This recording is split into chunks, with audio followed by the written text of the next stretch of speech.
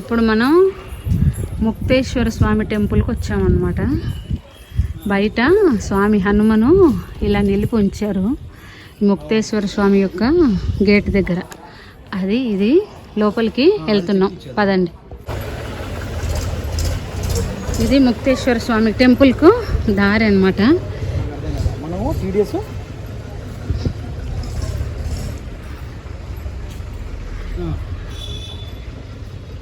సరదాగా తీశాను. చూసారా, పనస చెట్టు దగ్గర గుమ్మడిది కాయ ఎలా కాసిందో. ఈ గుడి బయట పనస చెట్టు, దానికి గుమ్మడి తీగ, గుమ్మడికాయ. ఇదిగోండి ముక్తేశ్వర సిద్ధేశ్వర టెంపుల్. ఇది 9-10 సెంచరీలో కట్టాటండి. ఇదేమో ఆర్కియాలజీ డిపార్ట్మెంట్ వాళ్ళ హ్యాండ్ ఓవర్లో ఉంటుంది. ఇదిగో ఇక్కడ రాశారు చూడండి హిస్టరీ అంతా కూడా.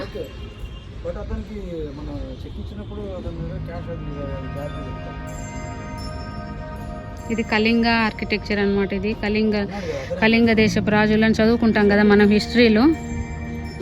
అది వాళ్ళు కట్టాట సిద్ధేశ్వర స్వామి స్టాచ్యూ.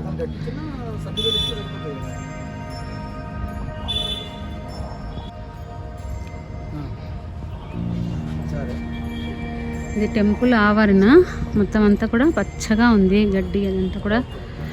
ఈ ఎండలు మాత్రం చంపేస్తున్నాయి బాబాయ్.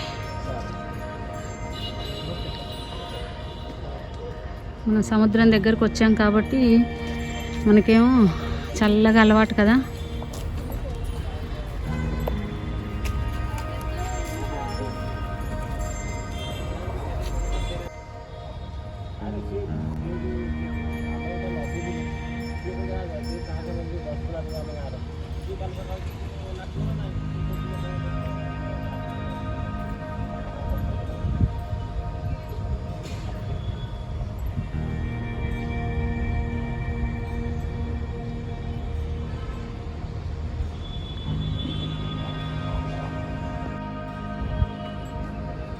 అందరూ శివయ్యలందరూ చిన్న చిన్న గుడులు ఏర్పాటు చేస్తున్నారు. ఓం నమః శివాయ, ఓం నమః శివాయ.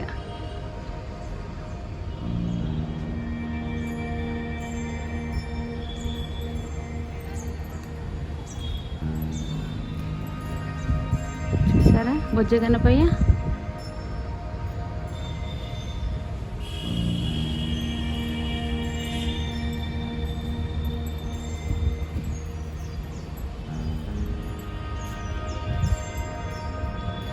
ఈయన చూడండి, ఈయన ఎవరు అనుకున్నారు? ఈయన ధన్వంతరి. అమృత పాత్ర పెట్టుకున్నాడు చూసారా.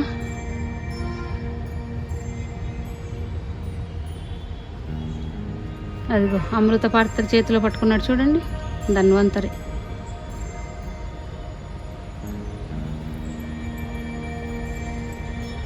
చూడండి అన్నీ ఎలాగా కట్ చేశారు, ఎంత మంచి శిల్పాలు. శివయ్య అక్కడ చిన్నగా కనిపిస్తున్నాడు శివయ్య. ఓం నమః శివాయ.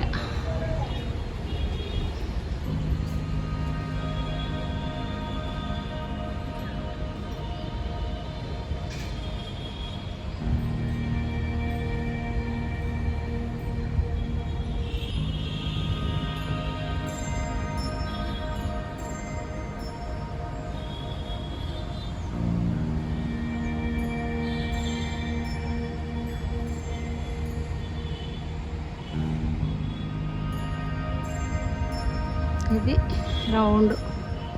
ఇది చూసారా ఆర్చ్ చూడండి ఎంత బాగా చేశారు అసలు, నీట్గా. అంత పెద్ద పెద్ద రాళ్ళు, స్తంభాలు చూడండి ఎంతలా ఉన్నాయో. అసలు నిజంగా ఇది మన సంపద అండి బాబు. మన దేశానికి ఉన్నటువంటి సంపద ఇదే, ఆస్తులు కాదండి, ఇది మన సంపద. మనవన్నీ కూడా ఇలా భద్రపరిచారే మన పెద్దలు. ఇది మన గొప్పతనం, దీంట్లోనే ఉంది మహిమంతా. ఎంత బాగా చూడండి, ఇప్పటికి కూడా ఆ రోజు యొక్క చరిత్ర అంతా మనకు కళ్ళకు కట్టినట్టు కనిపిస్తుంది.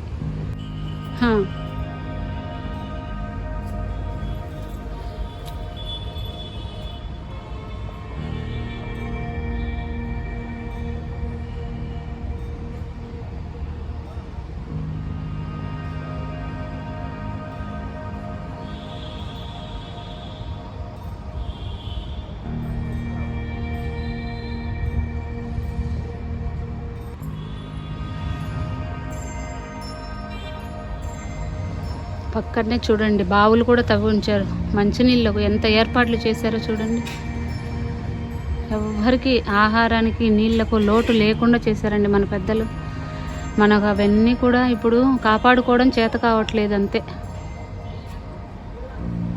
ఇంత మంచి ఏర్పాటు చేస్తే వాటిని కాపాడుకునే శక్తి మనకు లేకుండా అయిపోయింది. ఇదిగోండి ఈయన ముక్తేశ్వరుడు కనిపిస్తున్నాడా చూడండి. ముక్తేశ్వర స్వామి దగ్గర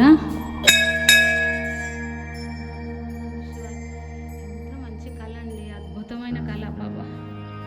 శిల్ప సంపద చక్కగా అసలు ఇప్పుడు ఇలా చేసేవాళ్ళు ఉన్నారా అనిపిస్తుంది. ఫ్లవర్ చూడండి, అసలు ఈ ఫ్లవర్ చూసారా? ఈ ఫ్లవర్ చూసారా ఎలాగా? లోటస్ ఫ్లవర్ ఇది ఎంత బాగా చూడండి. అసలు ఇక్కడ చూడండి అందరూ కూడా ఇలాగా అసలు ఎంత బాగుందంటే ఈ శిల్పి చాతుర్యం, గొప్పతనం. హర మహాదేవ శంభో శంకర నమ పార్వతీపతే హర మహాదేవ. ఓం నమ శివాయ నమ శివాయ నమ శివాయ.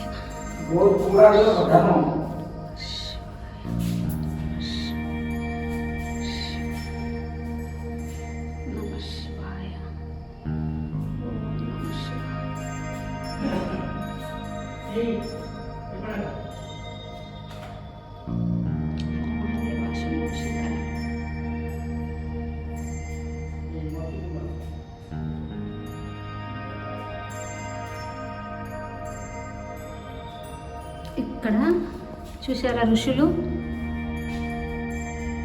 వీళ్ళు సప్త ఋషులు.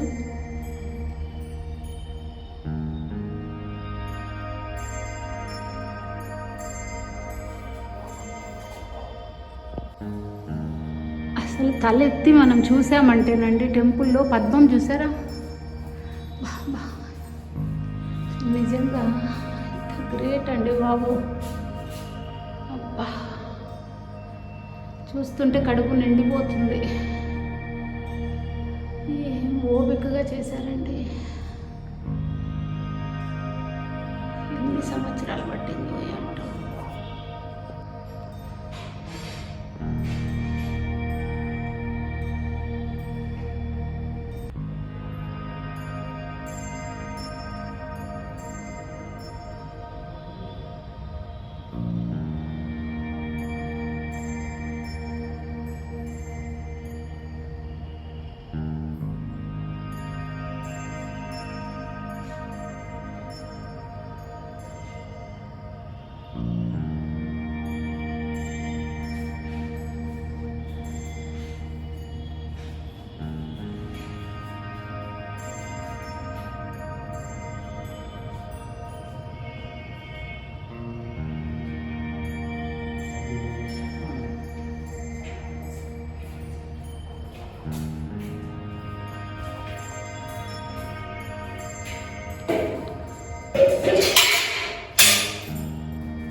ఈ ముక్తేశ్వర స్వామి దగ్గర పాండా పురోహిత్ పూజ చేస్తారు కదా, ఆయన ఈ ముక్తేశ్వర మహారాజ్ గురించి చెప్తారనమాట.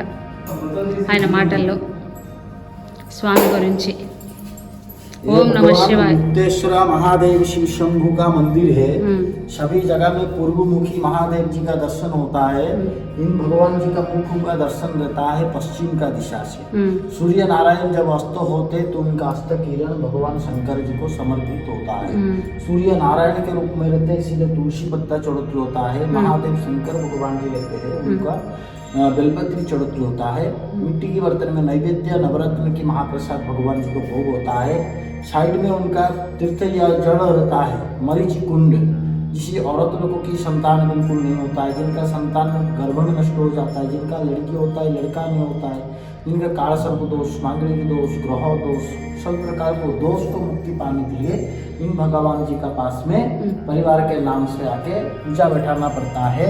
जिनका प्रॉब्लम रहता है उनका नाम गोत्र में एक नारियल बैठाना पड़ता है, तो 1 साल का अंदर में उनको उस दोष से मुक्ति मिलता है। 1200 साल का मंदिर है, भगवान जी ने खुद प्रकट हुए हैं। भगवान का पूजा होता है स्वयं लिंग को जैसे पूजा किया जाता है, इनका पूजा ऐसे ही होता है। इधर में रहते हैं नवग्रह भगवान जी, इधर में रहते हैं महालक्ष्मी गजलक्ष्मी देवी माँ, प्रथम द्वार में भगवान नारायण, ऊपर में रहते हैं अष्टलक्ष्मी माता जी, शंकर के दोनों पुत्र कार्तिकेश्वर भगवान, गणपति भगवान जी। ये होता है टोटल श्री यंत्र, श्री लक्ष्मी यंत्र। तस्वीर ले सकते हैं, तस्वीर। ధన్యవాद పంతులు జీ. ఇంకోండి గజలక్ష్మి అమ్మవారు, అక్కడేమో నవగ్రహాల గుమ్మం మీద శివయ్య, అక్కడేమో శ్రీచక్రం అన్నమాట, అమ్మవారు సుబ్రహ్మణ్య స్వామి, అష్టలక్ష్మిలు. ఇక్కడ చూడండి, మనం గుమ్మం ఎక్కుతాం కదా, అక్కడ కూడా చూడండి శంకులు ఎలా పెట్టారు, ఎంత బాగా చేశారు చూడండి బాబు. ఇక్కడ చూడండి తీసేశారు. సింహాలు ఎలా చెక్కారు, ఇటు ఇటు. అసలు ఏం శిల్ప సంపద అండి బాబు.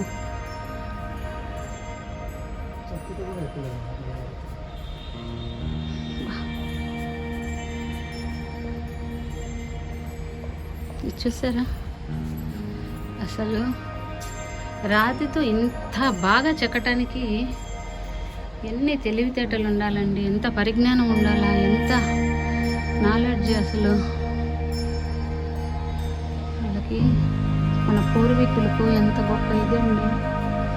మన చరిత్ర అంతా ఇట్లా నిక్షిప్తంగా పెట్టి ఉంచారు, ఎవరికి అర్థం కాకుండా, మన తరాలు మాత్రమే అర్థం చేసుకునేలాగా, వేరే పరమతాల వాళ్ళకి అర్థం కాకుండా. ఇదిగోండి, ఇదేమో మరీచ కుండము అంటారంట మరీచ మహర్షి యొక్క సంబంధించినటువంటి కుండం ఇది. చూసారా, దాంట్లో 2 చేపలు కూడా ఉన్నాయి, రెడ్ కలర్, ఆరెంజ్ కలర్. ఈ నీళ్లు సేవిస్తేనటండి పిల్లలు లేని వాళ్ళకి పిల్లలు పుడతాట, ఏవైనటువంటి హెల్త్ ప్రాబ్లమ్స్ అవి ఉన్న వాళ్ళకి మంచిగా ఆరోగ్యం బాగవుతుందట. పెళ్లి కాని పిల్లలు సేవిస్తే వాళ్ళకి మంచి భర్త దొరుకుతాట. ఇది ఆ మరీచి మహర్షి తవ్వినటువంటి గుండం అన్నమాట, అంటే బావి. అది ఇది పక్కనే ఉంటుంది.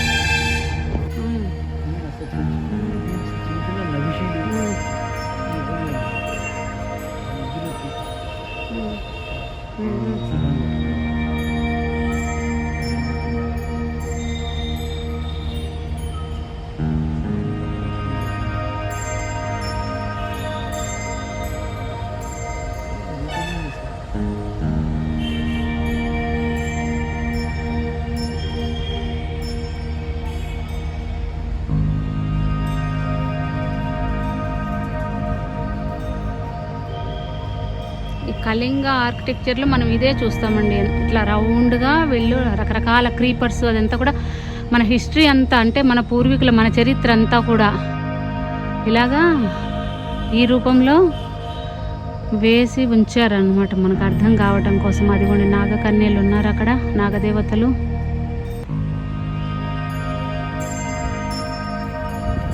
చేపలు చూసారా పక్కనే కొలంలో. అరే వా,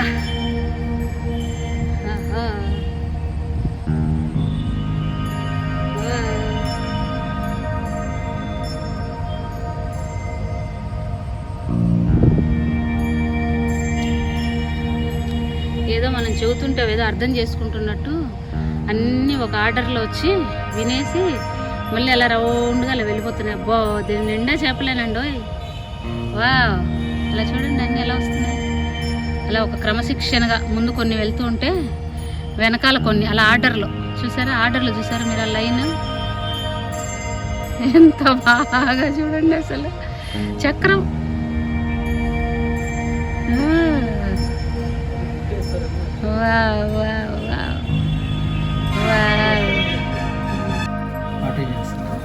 అడుగు శివయ్య చూసారా ఎలా పట్టుకున్నారు. అలా సర్పము, నెక్స్ట్ కపాలము చూడండి ఎంత బాగా నాట్యం చేస్తున్నాడు శివయ్య.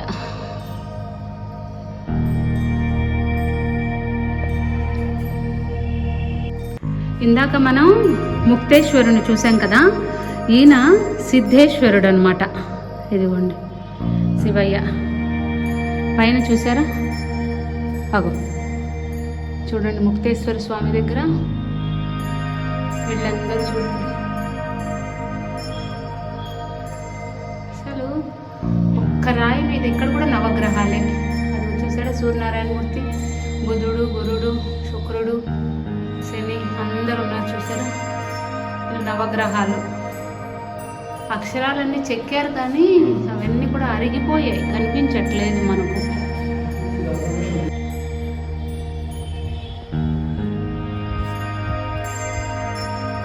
నేను చూడండి,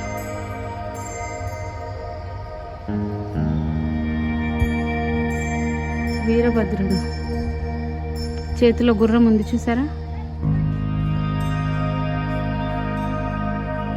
బొజ్జ గణపయ్య,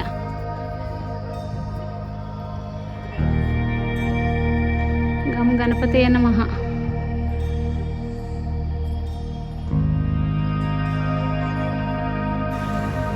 ఇదిగోండి, ఈ ముక్తేశ్వర సిద్ధేశ్వర టెంపుల్ పక్కనే పరశురామేశ్వర టెంపుల్ కూడా ఉంటుంది. ఇది వచ్చేసి 7వ శతాబ్దందండి ఈ గుడి నిర్మించటం జరిగింది. ఇక్కడ కూడా రాశారు చూడండి.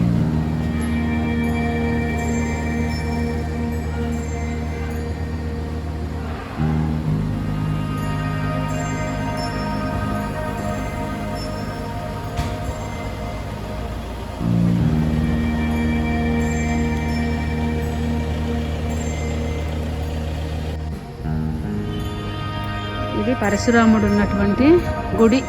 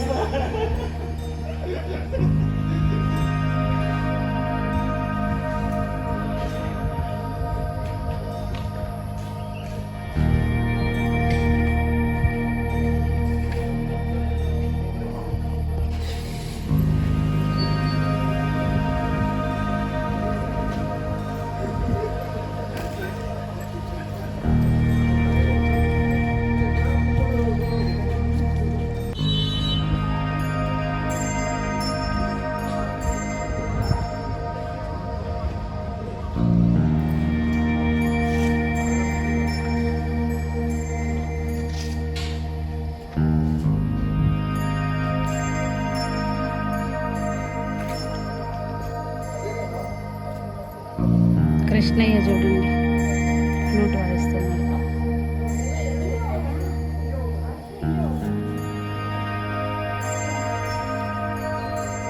సంతోషంతో డ్యాన్స్ వేస్తున్నారు. ఇది చూసారా,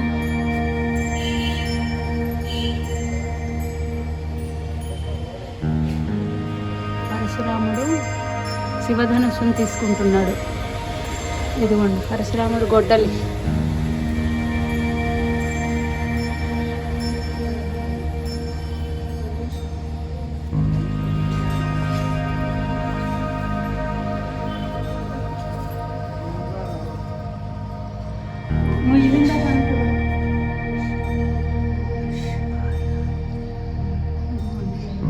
పరశురాముడు స్థాపించినటువంటి శివుడు.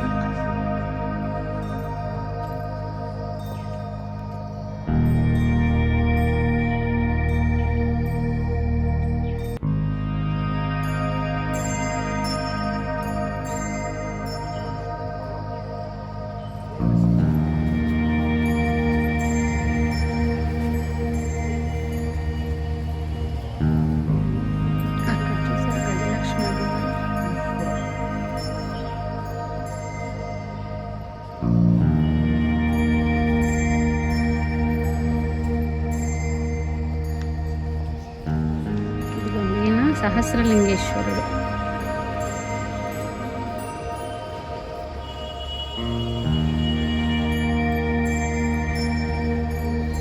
ఇదిగోండి వీళ్ళేమో సప్తమాతృకలు అంటారు కదా, ఈ సప్తమాతృకలే కదా సుబ్రహ్మణ్య స్వామిని పెంచి పెద్ద చేశారు అని చెప్పి చెప్తారు కదా, వీళ్ళు ఇక్కడ వరుసగా వినాయకుడు, వీళ్ళందరూ సప్త మాతృకలు.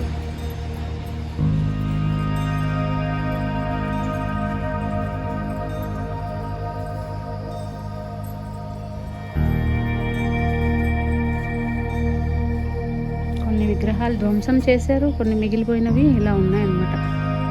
వీళ్ళు సప్తమాతృకలు. ఇదిగోండి, ఈయనేమో సుబ్రహ్మణ్యేశ్వరుడు. ఇక్కడ చూడండి, అరుదుగా శివలింగము చేత పట్టుకొని ఈయన, ఇది శక్తి అమ్మవారు ఇచ్చినటువంటి ఖడ్గం ఉంటుంది కదా ఆయన చేతిలో, అది సుబ్రహ్మణ్యేశ్వరుడు.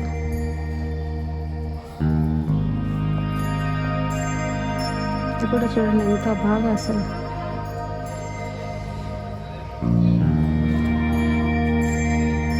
ఇక్కడ చూడండి అసలు ఎలాగ జాలీలాగా చూసారా. మనం ఇప్పుడు ఈ రోజుల్లో మనం జాలీ పెట్టుకుంటున్నాం, వాళ్ళేమో రాళ్ళతోనే అలాగంత చిన్నది అలా ఎలా ఈ రాయి బ్రేక్ అవ్వకుండా వాళ్ళు ఎలా చూడండి అసలు ఎంత నీట్గా. ప్రతి ఒక్క దాన్ని కూడా ఎంత బాగా చూడండి అసలు ఫ్లవర్.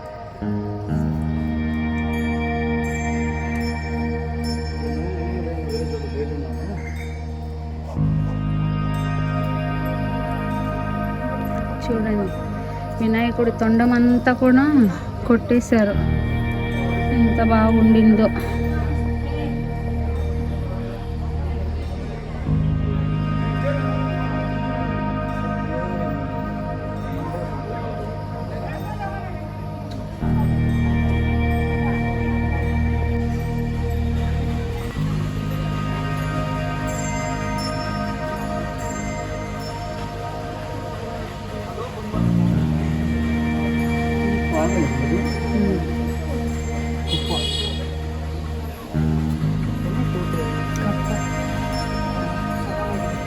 ఇక్కడ చూడండి శివయ్య, అమ్మవారు శివయ్య, అమ్మవారు చూడండి శివయ్య కూర్చొని చెప్తుంటే అమ్మవారు శివయ్య భుజం మీద చేయి వేసుకొని ఎలా కూర్చున్నారో చూడండి.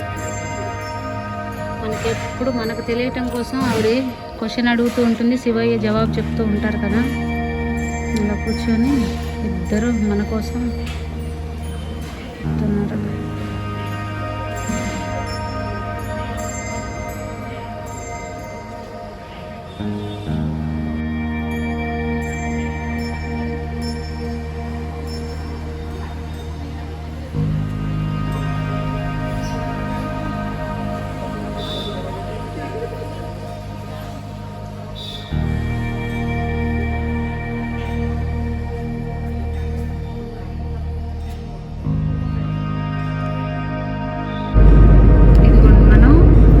భువనేశ్వర్ నుంచి ఇంకా నేరుగా పూరికి వెళ్తున్నాం.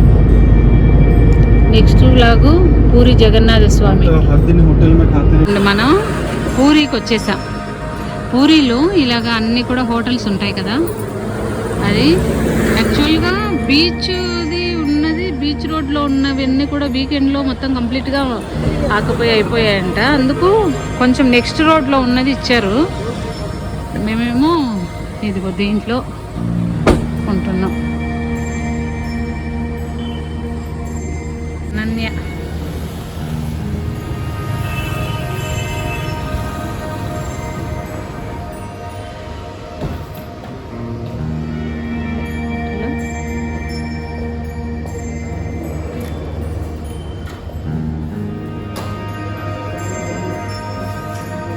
రిసెప్షన్. ఓకే,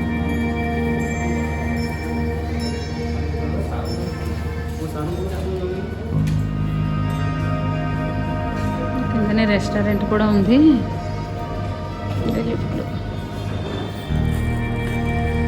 ఇదిగోండి వెల్కమ్ డ్రింక్ వచ్చిన వాళ్ళందరికీ. ఓకేనా? ఓకే, ఇదిగోండి మనమేమో ఇంకా లోపలికి వచ్చేసాము. ఇదే మన రూమ్ అన్నమాట, ఇది సెకండ్ ఫ్లోర్లో. ఈ రూమ్స్ అన్నీ ఇలా ఉంటాయి.